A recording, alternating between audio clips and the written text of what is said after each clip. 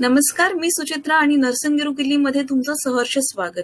आज आपण पाहणार आहोत क्रॉनिक ऑब्स्ट्रक्टिव्ह पल्मोनरी डिसीज हा आपल्या रेस्पिरेटरी सिरीज मधला दुसरा टॉपिक. चला तर मग वेळ नको वाया घालूया आणि आजच्या टॉपिकला सुरुवात करूया. सगळ्यात पहिलं सीओपीडी काय सिरियस आहे, एवढा मोठा डिसीज कंडिशन पूर्ण जगाला कसा काय त्रासदायक ठरलेला आहे ते आपण बघूया आणि मग आपल्या चॅप्टरला सुरुवात करूया. COPD is the third leading cause of death by disease in the United States.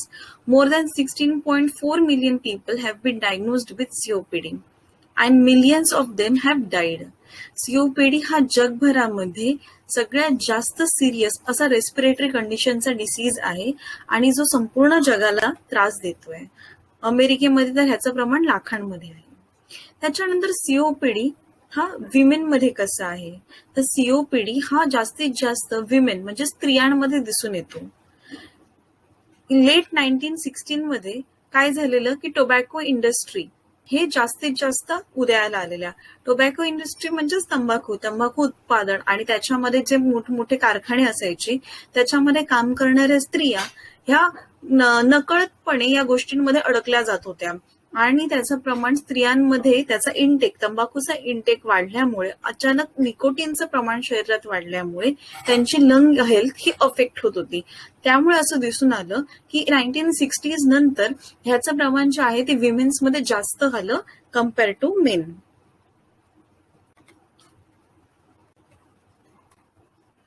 आता आपण बघूया क्रॉनिक ऑब्स्ट्रक्टिव्ह पल्मोनरी डिसीज म्हणजे नक्की काय.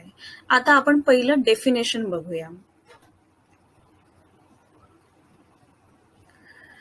Chronic obstructive pulmonary disease म्हणजेच COPD is an umbrella term to describe chronic lung disease in which airflow is obstructed by emphysema, chronic bronchitis, refractory irreversible asthma and severe bronchitis.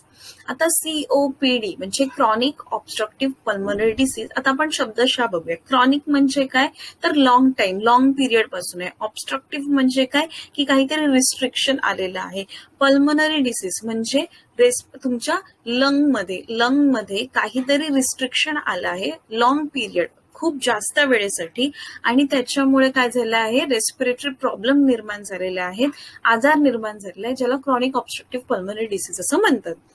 त्याच्यानंतर कशामुळे होतं, तर mainly 3 conditions आहेत ज्या ह्याच्यामध्ये affected असतात. त्या म्हणजे एम्फायसिमा, ब्रॉन्कायटिस आणि ब्रॉन्किएक्टेसिस. आता आपण 1 बाय 1 एकेकाला बघूया.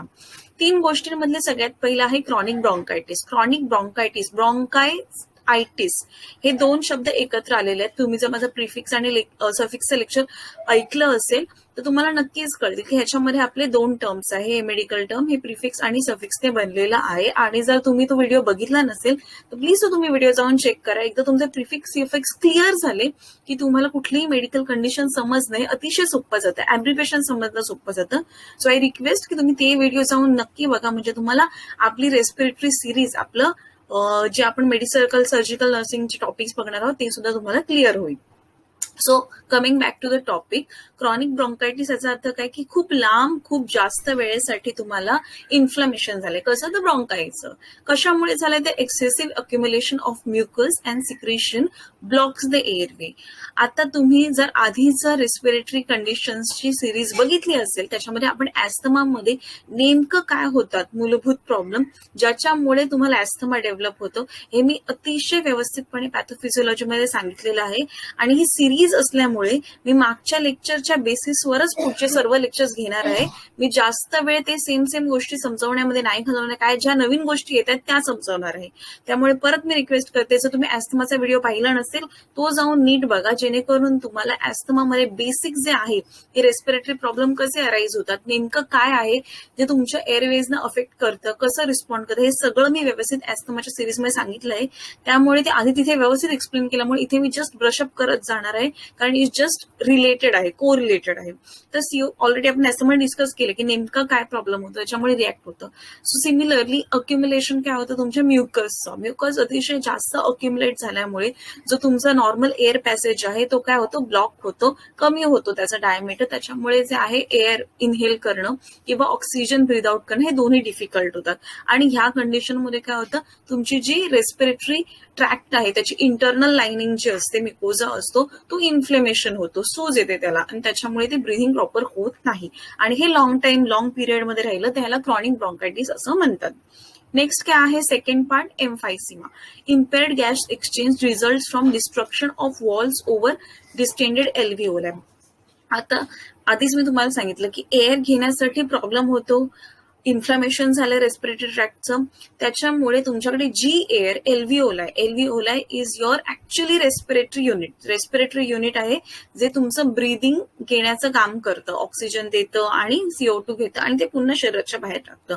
पण हे सगळं काम काय होतं, त्यासाठी डिफिकल्ट होतं. का? कारण सगळा जमा झालेला म्युकस आहे, इंटरनल लाइनिंगला सूज आलेली आहे, त्याच्यामुळे तुमच्या एल्व्हिओलायला जेवढी जागा पाहिजे पूर्णपणे प्रसरण पावायला, जेणेकरून ते रेस्पिरेटरी जी तुमचं एक्सचेंज आहे ऑक्सिजन आणि कार्बन डायऑक्साईडचा तोच घेणं डिफिकल्ट होतं. त्याच्यामुळे जी कंडिशन अराईज होते त्याला एम्फायसिमा असं म्हणतात. नेक्स्ट काय आहे, asthma. Asthma is inflamed and constricted air flow. Already आपण इन डिटेल एस्थमा बघितलेला आहे, अख्खे त्याचे 2 पार्ट आपण बघितलेले आहेत, कसं त्याला अटॅक होतो, काय कॉजेस असतात, ठीक आहे.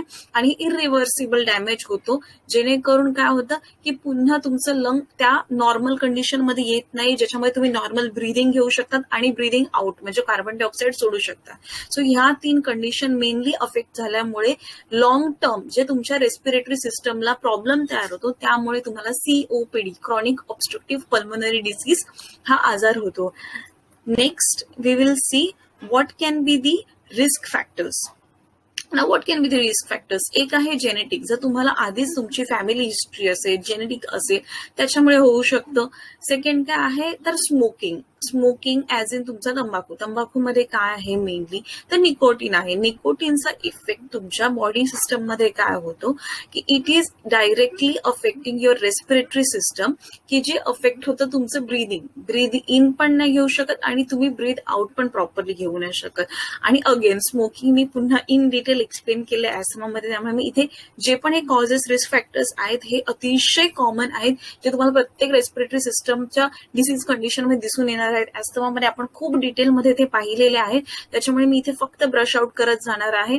तुम्ही प्लीज तो ॲस्थमाचा व्हिडिओ व्यवस्थित बघा, नीट समजून घ्या. It's almost 45-50 minutes video it is, but then खूप डिटेलमध्ये तिथे मी एक्सप्लेन केले, जेणेकरून तुमचं बेसिक ॲस्थमा क्लिअर झालं तर पुढचे जे पण डिसीज कंडिशन्स आहेत इट्स व्हेरी इझी, खूप सोपे होतील तुम्हाला समजून घेण्यासाठी. सो स्मोकिंगमुळे होऊ शकतं. आता स्मोकिंग दोन्ही प्रकारे आहे, ऍक्टिव्ह स्मोकिंग ही असेल किंवा पॅसिव्ह स्मोकिंगही आहे. दोघांमध्ये सुद्धा तुम्हाला चान्सेस आहेत की तुमचं रेस्पिरेटरी किंवा लंग हेल्थ जे आहे अफेक्ट होऊ शकते. त्याशिवाय काय आहे तर प्रदूषण, वातावरणातलं प्रदूषण आहे, त्याच्यामुळे सुद्धा तुमचं रेस्पिरेटरी सिस्टम अफेक्ट होऊ शकते.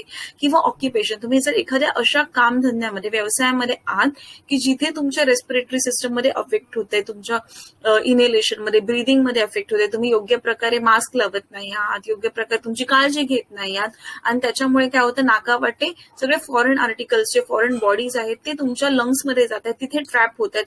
ते एकदा तिथे ट्रॅप झाल्यानंतर काय होणार, तुमचं इन्फेक्शन निर्माण होणार, क्रॉनिक इन्फेक्शन निर्माण झाल्यामुळे अशी डिसीज कंडिशन निर्माण होणार. आता आपण बघूया पॅथोफिजिओलॉजी. पॅथोफिजिओलॉजी काय आहे, number 1, due to causes and risk factors of COPD, what happens, it affects ciliary cleaning mechanism of respiratory tract.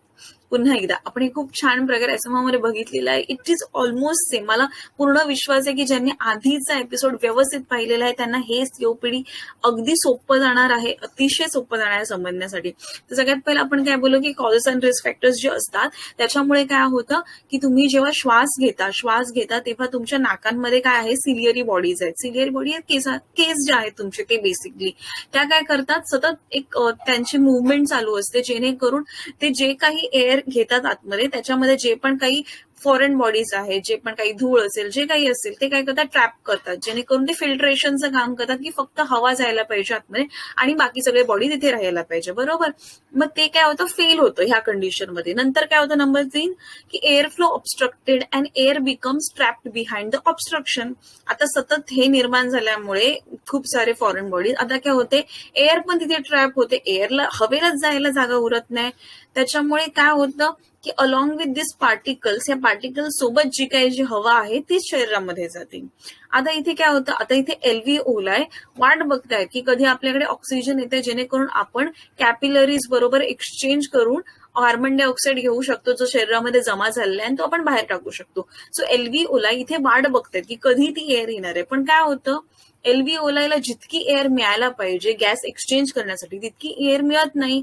As a result एल्व्हिओलाय स्वतःची जी काय बोलत त्याला जागा आहे, स्वतःचा जो आकारमान आहे तो वाढवण्याचा प्रयत्न करतो, जेणेकरून जास्तीत जास्त हवा आत येऊ दे, निगेटिव्ह प्रेशर क्रिएट झाल्यामुळे जास्तीत जास्त हवा येऊ दे असं ट्राय करतं, एक मेकॅनिझम क्रिएट करतं. पण त्याचाही उपयोग काही होत नाही. नंतर काय होतं, त्याच्यामुळे increase accumulation of mucus and mucus gland. जास्तीत जास्त काय होतं, तुमच्या एल्व्हिओलायमध्ये म्युकसच निर्माण होते, इन्फेक्शनच निर्माण होते, ज्याच्यामुळे जरी एल्व्हिओलायने स्वतःचा आकार जरी वाढवला तरी त्याला जेवढं डिस्टेंट होऊन एक्सचेंज करायला पाहिजे ते मिळत नाही. का? 2 कारणं झाली. एक तर हवा जी आतमध्ये येते ती व्यवस्थित योग्य प्रमाणात येत नाही, जेणेकरून एक्सचेंज होईल. सेकंड काय आहे, ऑलरेडी जी हवा येते आहे ती पण एक्सचेंज करण्यासाठी जे तुम्हाला आकारमान गरजेचं आहे, जे काय बोलत ना, लंग एक्सपान्शन होतं किंवा लंग जे आपलं परत आपल्या जागेवर येतं, त्याच्यासाठी पण जेवढी जागा व्हायला पाहिजे ती नाही होत. का? कारण आतमध्ये तुमच्या एल्व्हिओलायमध्ये पूर्ण म्युकस जमा झालेला आहे, त्याच्यामुळे ते इनइफेक्टिव्ह होतं.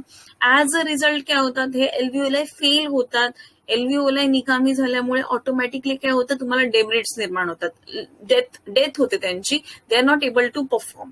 आणि हे सर्व जमा झाल्यामुळे तुमचं ऑटोमॅटिकली तेवढा पार्ट जो आहे लंगचा तो डॅमेज व्हायला लागतो. So this is entire pathophysiology. आणि जेव्हा एक्सरे, इन शॉर्ट जेव्हा एक्सरे जेव्हा केला जातो पेशंटचा, तेव्हा तुम्ही पॅच बघू शकता की कुठल्या कुठल्या पार्ट मधला लंग जो आहे अफेक्ट झालेला आहे, तिथले एल्व्हिओलाय कम्प्लिटली डिस्ट्रक्ट झालेले, they are not performing, they are died, पूर्ण डेड आणि नेक्रोज झालेले असे हे एल्व्हिओलाइज झालेले आहेत, पॅच निर्माण होतात.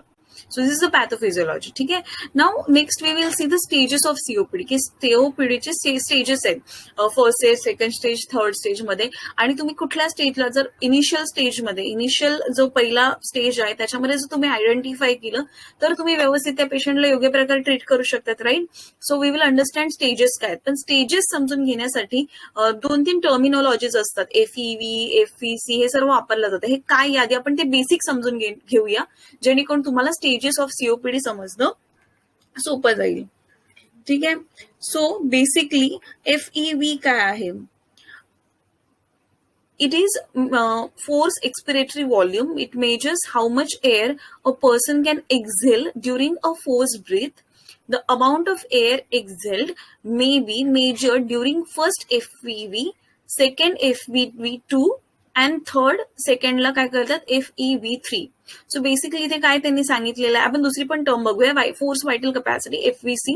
It is a total amount of air exhale during FEV test. Okay. So first term आपण काय बघितली, FEV. FEVचा अर्थ काय, की जेव्हा आपण पेशंटला ब्रीथ आउट करायला सांगतो, म्हणजे श्वास घेतलेला आहे, ठीक आहे, त्याच्यानंतर आपण पेशंटला एक इन्स्ट्रुमेंट देतो, ठीक आहे, ते पकडून पेशंटला आपण सांगतो की जोरात तुम्ही श्वास सोडा, जेणेकरून तुमच्या लंग मध्ये जेवढी एअर आहे तेवढी एक्झेल होईल, ब्रीद आउट येईल, बाहेर येईल. आणि तो व्हॉल्यूम काय आहे, तो हवेचा जो व्हॉल्यूम आहे तो असतो फोर्स एक्सपिरेटरी व्हॉल्यूम. कारण आपण फोर्सफुली सांगतो पेशंटला की तुम्ही एकदम पूर्ण तुमचा श्वास जो आहे तो सोडा आणि बघा किती आहे तुम्हाला. आणि मग ते जे मेजर करतात, पहिल्या सेकंदाला त्याला V1, FEV1, सेकंडला FEV2 आणि थर्ड सेकंडला FEV3 असे ते व्हॉल्यूम मेजर केले जातात, ज्याच्यामध्ये कळतं पेशंटची ऍक्च्युअली लंग एक्सपिरेशन जे आहे ते व्हॉल्यूम किती आहे. ठीक आहे. आणि कपॅसिटी काय आहे, जितकं पेशंटची अबिलिटी आहे फोर्स करून फोर्सफुली एक्सपिरेशन म्हणजे हवा सोडण्याची, ठीक आहे, जी पेशंटची कपॅसिटी आहे फोर्सफुली हवा सोडण्याची, त्याला पेशंटची फोर्स व्हायटल कपॅसिटी असं म्हणतात. आता नॉर्मल जर तुम्हाला ब्रीदिंग माहिती असेल, anatomy, physiology, if it is clear, you know what is vital capacity, right? You know what is end tidal volume, everything. मग इथे थोडंसं मॉडिफाईड करून आपण काय करतो, तर आपण इथे पेशंटला हवा सोडायला सांगतोय. कसं सांगतोय? फोर्सफुली. पूर्ण तू फोर्स लाव, पूर्ण दम लाव आणि तुझी जेवढी हवा छातीमध्ये आहे ती सोडायचा प्रयास कर. आणि तो जो व्हॉल्यूम मेजर केला जातो त्याला FEV म्हणतात. आणि जी कपॅसिटी आहे टोटल पेशंटची सोडण्याची त्याला बोलतात forced vital capacity. So these are 2 terms which are very important, तरच तुम्हाला पुढचे स्टेजेस कळणार आहेत. तर हे आहे पल्मनरी फंक्शन टेस्ट. मी जे तुम्हाला इन्स्ट्रुमेंट सांगितलं ते इथे या चित्रामध्ये दाखवलेलं आहे. ह्याचा उपयोग करून आपण पेशंटची FEV आणि FVC दोन्ही चेक करतो. ठीक आहे. आता ही बेसिक टर्म कळल्यानंतर तुम्हाला जे स्टेजेस आहेत COPD चे समजणं अतिशय सोपं जाईल. सो आपण बघतो स्टेज 0, 1, 2, 3. आता स्टेज 0 म्हणजे काय, तर नॉर्मल स्पायरोमेट्री. ठीक आहे. म्हणजे पेशंटला आता आपण फॉर एक्झाम्पल पेशंट तुमच्याकडे आला आहे की त्याला खूप खोकला आहे आणि त्रास होतोय श्वसनाला, तर तुम्ही पेशंटला सांगणार पल्मोनरी फंक्शन टेस्ट कर. ठीक आहे. आणि मग समजा त्याच्यामध्ये त्याचं नॉर्मल व्हॉल्यूम आले, काहीही प्रॉब्लेम नसेल, तर आपण काय समजून घ्यायचं की ठीक आहे, हा पेशंट आहे ज्याला COPD किंवा अस्थमा असं काही आजार नाहीये. It is normal, may be environment related असेल किंवा काही टेम्पररी इन्फेक्शन झालेलं आहे ज्याच्यामुळे पेशंटला त्रास होतोय. So they are considered as stage 0. त्याच्यानंतर स्टेज 1 काय आहे, तर माइल्ड COPD. माइल्ड COPD म्हणजे काय की FEV1 हे काय असणार, FVC लेस देन 70%, 70% कमी असणार. ठीक आहे. आणि पेशंटला बाकीचे सिम्पटम्स म्हणजे कफ, स्प्युटम. स्प्युटमचा अर्थ काय आहे की पेशंट जेव्हा काय बोलतात, थुंकी नाही, पेशंट जेव्हा प्रोड्यूस करतं, पेशंटचा जो बलगम येतो, ठीक आहे, तो पिवळसर किंवा पांढरासर असा घट्ट असा निघणार आहे पेशंटचा. ठीक आहे. जे पेशंटचे सिक्रिशन्स असतात, नाकातले सिक्रिशन्स असतात ते. त्याच्यानंतर सेकंड काय आहे, मॉडरेट COPD. आता इथे अगेन काय आहे, FEV1 जे आहे ते 70 पेक्षा कमी असणार, मोस्टली 30 ते 80% असू शकतं. आणि अगेन इथे काय असणार आहे, पेशंटला क्रॉनिक सिम्पटम्स म्हणजे जे खोकला आहे, स्प्युटम प्रोडक्शन आहे, पेशंटला श्वास घेण्याचा जो त्रास आहे, हा काय असणार, जास्त पिरियडसाठी असणार. ठीक आहे. त्याच्यानंतर थर्ड काय आहे, ते सिव्हिअर. सिव्हिअर मध्ये काय असणार, जवळजवळ 50% त्यांचं FEV1 कमी झालेलं असतं. आणि या ठिकाणी काय होऊ शकतं, पेशंटला clinical symptoms of right sided heart failure हेही होऊ शकतात. आता हे कशामुळे होऊ शकतात, फॉर एक्झाम्पल आता आपण उलट जाऊया. ठीक आहे. आता आपण पहिलं आपण काय बघितलं आहे की जेव्हा आपण नाकावाटे श्वास घेतो तो ऑटोमॅटिकली काय केला जातो, एल्व्हिओलाई मध्ये त्याचं गॅस एक्सचेंज होतो, ऑक्सिजन दिला जातो, कार्बन डायऑक्साईड जो आहे तो रिटर्न घेतला जातो आणि पुन्हा उच्छवासावाटे एक्सपिरेशन मधून तो बाहेर सोडला जातो. That is the basic thing, right? आता इथे काय झालेलं आहे, alveoli is not get proper, त्याला ऑक्सिजन सप्लाय केलं जात नाहीये, प्रॉपर गॅसेस एक्सचेंज होत नाहीये. कशामुळे, तर तुमचं म्युकस प्रोडक्शन जास्त झालेलं आहे, ब्रॉन्कायटिस झालेलं आहे, एम्फायसेमा, हे सगळे कॉजेस झाले आहे. त्याच्यामुळे काय होतं, इनडायरेक्टली निगेटिव्ह प्रेशर काय येत आहे तुमच्या पल्मनरी आर्टरीवर, राईट? पल्मनरी आर्टरीवर काय होतं, रिटर्न प्रेशर, की इथे पेशंटचे जो ऑक्सिजन, कार्बन डायऑक्साईड जो बिल्डअप होतो आहे, ऑटोमॅटिकली बॅक प्रेशर पल्मनरी आर्टरीवर आला. पल्मनरी आर्टरी हा कुठून ब्लड घेते, तर राईट, आपले जे राईट वेंट्रिकल आहे तिथून ब्लड सप्लाय पल्मनरी आर्टरीला जातो. पल्मनरी आर्टरी मधला प्रेशर वाढल्यामुळे ते बॅक प्रेशर मागे मागे कोणाला प्रेशर जातं, ते तर राईट वेंट्रिकल आणि राईट एट्रियम, म्हणजे right side of the heart is getting affected. So जर तुम्ही इथे COPDचे पेशंट बघितले ज्यांना सिव्हिअर COPD आहे, त्या पेशंटना राईट साइडेड हार्ट फेलियर होतं. हा खूप महत्वाचा प्रश्न आहे. हा तुमच्या कार्डियक सिस्टम मध्येही विचारला जातो, रेस्पिरेटरी सिस्टम मध्येही विचारला जातो. One of the cause of right sided heart failure is COPD. का COPD आहे, तुमचे alveoli is not performing, functioning properly, automatically pressure buildup होत आहे. का प्रेशर बिल्डअप होत आहे, इन्क्रीज्ड CO2 रिटेन्शन, ऑक्सिजन आणि CO2चे गॅसेस एक्सचेंज न झाल्यामुळे, तो प्रेशर बिल्डअप झाल्यामुळे ऑटोमॅटिकली पल्मनरी आर्टरीवर प्रेशर निर्माण होते, बॅक प्रेशर निर्माण होते. ते बॅक प्रेशर पल्मनरी आर्टरीचं वाढलं की त्याला पल्मनरी हायपरटेन्शन असं म्हटलं जातं. पल्मनरी हायपरटेन्शन झाल्यावर पुन्हा ते मागे प्रेशर देणार, बॅक प्रेशर कोणावर देणार, तर राईट वेंट्रिकल. राईट वेंट्रिकल मध्ये कुठून ब्लड येतं, तर राईट तुमच्या एट्रियम मधून. सो राईट वेंट्रिकल आणि राईट एट्रियम दोघांचंही प्रेशर वाढलं, it will give a rise to your right sided heart failure. That is the fundamental thing to understand. ठीक आहे. सो त्यामुळे तुम्हाला मी म्हणाले की तुम्हाला एक गोष्ट जर व्यवस्थित कळली तुम्हाला दुसरी गोष्ट समजणं सोपं आहे. तुम्हाला ऍस्थमा क्लिअर आहे, तुम्हाला सीओपीडी क्लिअर होणार आहे. सीओपीडी क्लिअर झालं तर ऑलमोस्ट तुमचे मेजर जे डिसीज कंडिशन आहे किंवा हार्टचे, कारण ते कॉम्प्लिकेशन्स आहेत सीओपीडीचे खूप सारे. सीओपीडी इज अ व्हेरी, म्हणून मी इनिशियली तुम्हाला दाखवलं की स्टॅटिस्टिक्स काय ग्लोबली इफेक्ट करता येते. युनायटेड स्टेट्स सारखा प्रगत देश आहे, मुद्दा म्हणून मी त्याचे स्टॅटिस्टिक्स यासाठी सांगलेत की एवढा प्रगत देश आहे अमेरिका सारखा, पण तिथे सुद्धा सीओपीडीचे पेशंट्स खूप आहेत बिकॉज ऑफ द कॉजेस आणि रिस्क फॅक्टर्स जे आपण डिस्कस केले. इंडियामध्ये बघितलं तर इंडियामध्ये बाकी जास्त प्रमाण फिमेलमध्ये दिसून येतं. So it's very very very important and crucial condition. So please understand the condition and now we will move on to our next topic. तर ऑलरेडी आपण बघितले स्टेजेस काय, तर स्टेजेस समजून घेतलं असेल व्यवस्थित तर तुम्हाला त्याचे सिम्पटम समजणं सोपं आहे. सगळ्यात पहिलं काय, फटीग. फटीग कशामुळे होणार, आपल्याला सगळ्यात महत्वाची गोष्ट, आपल्या शरीरामध्ये ऑक्सिजनची आवश्यकता आहे. जर तुमच्या शरीरामध्ये जर ऑक्सिजनच कमी पडतोय तर हायपॉक्सेमिया होणार. ऑटोमॅटिकली काय होणार, तुमचं शरीरामध्ये प्रत्येक ऑर्गनला जेवढा ब्लड सप्लाय जायला पाहिजे ऑक्सिजनचा, ऑक्सिजन युक्त ब्लड सप्लाय व्हायला पाहिजे तेवढा होत नसल्यामुळे ऑटोमॅटिकली काय होणार, तुम्हाला थकावट वाटणार. सेकंड काय आहे, इन्फेक्शन. रिकरंट रेस्पिरेटरी इन्फेक्शन आपण बघितले कसे होणार, ऑलरेडी बॉडीची इम्युनिटी कमी होणार, बॉडी काय होणार, थकणार लवकर, आणि त्याच्यामुळे बाकीचे पण जे रेस्पिरेटरी इन्फेक्शन्स आहेत ते इन्फेक्शन होण्याचा चान्स जो आहे जो पेशंटमध्ये खूप जास्त प्रमाणामध्ये दिसून येतो. त्याच्यानंतर नेक्स्ट काय पेशंटला होऊ शकतं, तर नेक्स्ट पेशंटला होणार use of accessory respiratory muscle. आता एक्सेसरी मसल्स काय आपल्याला सगळ्यांना माहिती आहे, तुमचं डायफ्रम आहे किंवा तुमचे जे इथले शोल्डर्सचे मसल्स आहेत, हे सगळे तुमचे नेक मसल्स आहेत, हे सगळे मसल्स जे आहेत त्याला आपण तुमचे एक्सेसरी मसल्स बनतात. जेव्हा तुमचं नॉर्मल ब्रिदिंग काम करत नाही किंवा तुम्ही, एक सोपी गोष्ट, तुम्ही खूप सारे शिळ्या जर चढून गेला तर तुम्ही अचानक असं करून लांब श्वास घेतात, तुम्ही काय करता, तुम्ही तुमचे एक्सेसरी मसल्स वापरतात की जास्तीत जास्त हवा घ्यायला, आणि इथे हवेचा एक्सचेंज होत नसल्यामुळे तुमचं शरीर बाकी सगळ्या पद्धती युज करतं की जास्तीत जास्त हवा कशी येईल जेणेकरून ऑक्सिजन सप्लाय जो आहे तो शरीरामध्ये वाढेल. त्यामुळे नेक्स्ट आहे की तुम्ही पेशंटला बघाल की पेशंट सारखं असं करतोय का, श्वास घ्यायचा एक्स्ट्रा प्रयत्न करतोय, कारण पेशंटला ओरिजिनल पेशंटचे जे रेस्पिरेटरी मसल्स आहेत ते परफॉर्म नाही करत आहे. ऑर्थोप्निया म्हणजे झोपल्यानंतर पेशंटला श्वास घ्यायला त्रास होतो आहे. ठीक आहे. आता आपल्याला माहिती आहे जेव्हा आपण बसलेलो असतो किंवा आपण लास्ट तुमच्या अस्थमाच्या लेक्चरमध्ये मी तुम्हाला सांगितलं की कुठली बेस्ट पोझिशन आहे ज्याच्यामध्ये तुमचं लंग जे आहे ते व्यवस्थित एक्सपांड होतं आणि त्याचा व्हॉल्यूम एक्सचेंज होतो. तर सगळ्यात बेस्ट आहे तुम्ही आयदर उलटे झोपलेले असाल किंवा बसलेले असाल. ठीक आहे, मी व्यवस्थित इथे एक्सप्लेन केलं त्यामुळे I am not repeating again it at all here. मी इथे पुन्हा पुन्हा रिपीट नाही करणार आहे. इथे मेन तुम्हाला मी ऑर्थोप्निया सांगितलं की झोपल्यानंतर तुमचा लंग जो आहे तो व्यवस्थित एक्सपांड होऊ शकत नाही, त्यामुळे सरळ झोपल्यानंतर पेशंटला त्रास होतो. पेशंट रात्रीच्या वेळेस झोपून उठतात किंवा बसतात, त्यांना रात्रीची झोप पूर्ण होत नाही, अशी हिस्ट्री घेऊन पेशंट जे आहेत ते आपल्याकडे येतात. त्याच्यानंतर कॉर पल्मोनल म्हणजे काय आहे, कॉर पल्मोनल म्हणजे again it's a complication of COPD, ज्याच्यामध्ये तुम्हाला कंटिन्युअस प्रेशर बिल्डअप झाल्यामुळे लंग्समध्ये राईट साईडला हार्टच्या अफेक्ट होतं आणि राईट साईड हार्ट फेलियर होतं. ते कसं होतं तेही मी तुम्हाला आता जस्ट सांगितलेलं आहे.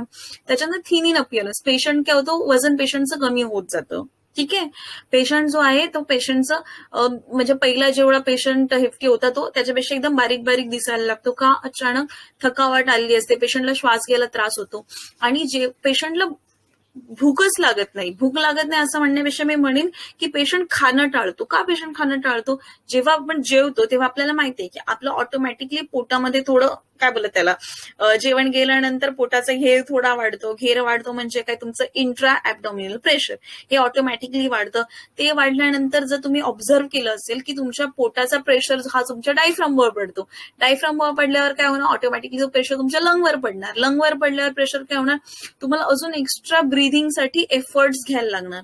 मग पेशंट काय करतो, टाळतो. जेवल्यानंतर मला श्वास घ्यायला अजून जास्त त्रास होतोय ना, मग मी थोडंसं कमी जेवतो, थोडंसं कमी असं करून करून ऑटोमॅटिकली काय होणार, पेशंटची जी न्यूट्रिशनल डिमांड आहे शरीराची ती कमी कमी कमी कमी होत जाणार. न्यूट्रिशनल डिमांड पेशंट खातच नाहीये, ऑटोमॅटिकली पेशंटची इम्युनिटी कमी होत जाणार.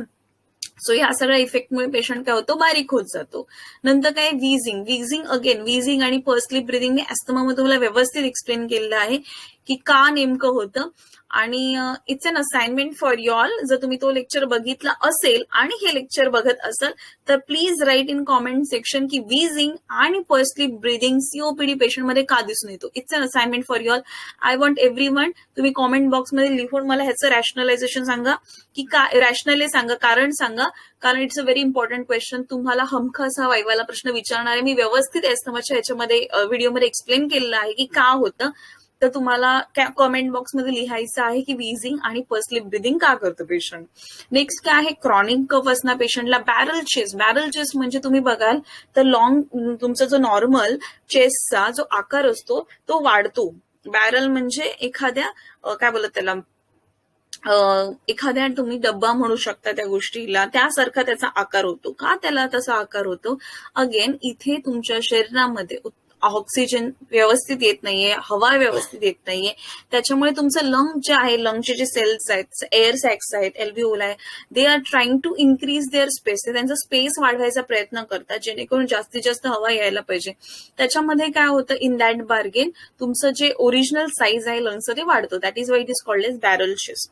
त्याच्यात डिस्निया आहे. डिस्निया म्हणजे अगेन श्वास घ्यायला त्रास होतो पेशंटला. Patient breathe in breathe out व्यवस्थित करू शकत नाही. Prolonged expiratory time. आता आपण जस्ट बघितलंय की फोर्स एक्सपिरेटरी व्हॉल्यूम कसं आपण चेक करतो ते आपण बघितलंय, बरोबर आहे. तो कशासाठी चेक करतात की किती पेशंट हवा सोडू शकतो, मॅक्झिमम एअर कपॅसिटी आहे, ठीक आहे. आणि पेशंटला त्याच्यामुळे काय झालेलं असतं, प्रोलॉंग एक्सपिरेटरी टाइम, पेशंटला नॉर्मल ब्रीद आउट घ्यायला टाइम कमी जातो. पेशंट हळूहळू हवा सोडतो. का? कारण पेशंटला पुढचं हवा घ्यायला, पुढचं एअर घ्यायला सुद्धा तेवढाच त्रास होतो. त्यामुळे ह्या पेशंटमध्ये हा प्रकार दिसतो. ब्रोंकायटिस वी हॅव सीन कशामुळे तो. नेक्स्ट इम्पॉर्टंट सिम्पटम आहे डिजिटल क्लबिंग. म्हणजे काय, तर तुमची जी नखं आहेत त्या नखांचा आकार जो आहे तो अगदी गोल चमच्यासारखा, स्पून सारखा होतो. त्याला डिजिटल क्लबिंग म्हणतात. तुम्ही असे पेशंट सीओपीडीचे ज्यांना लॉंग टर्म प्रॉब्लेम आहे रेस्पिरेटरी सिस्टमचा, तुम्ही त्यांना व्यवस्थित आयडेंटिफाय करू शकतात. कारण ह्या पेशंट्समध्ये तुम्हाला काय म्हणतात त्याला, शरीराच्या प्रत्येक भागापर्यंत ऑक्सिजन पोहोचणं गरजेचं आहे. पेरिफेरल ऑक्सिजन सप्लाय तर इतका कमी होतो की as a result you will see typical पेशंटला, स्पेशली पेशंट्स ज्यांना ब्रॉन्किएक्टेसिस आहे, ब्रॉन्कायटिस आहे, त्या पेशंट्समध्ये तुम्हाला दिसून येईल की डिजिटल क्लबिंग म्हणजे तुमच्या नखांचा आकार पूर्णपणे बदललेला आहे बिकॉज ऑफ हायपॉक्सिया.